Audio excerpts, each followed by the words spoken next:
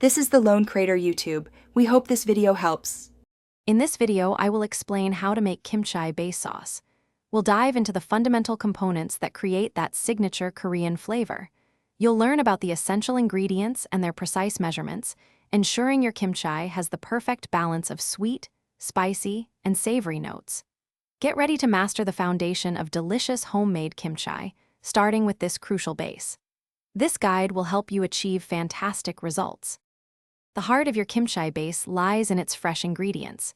You'll need about 1 cup of minced garlic, a 1/4 cup of grated ginger, and 1 cup of vibrant Korean red pepper flakes, known as gochugaru.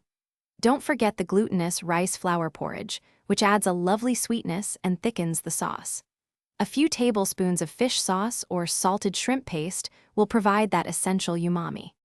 Now it's time to bring everything together. In a large bowl, combine your prepared garlic, ginger, gochugaru, and the cooled glutinous rice porridge. Add your fish sauce or salted shrimp paste, along with any other desired aromatics like grated apple or onion. Mix thoroughly until you have a uniform, vibrant red paste. Taste and adjust for a perfectly balanced flavor profile.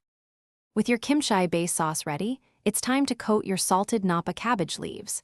Ensure every leaf is generously covered for maximum flavor.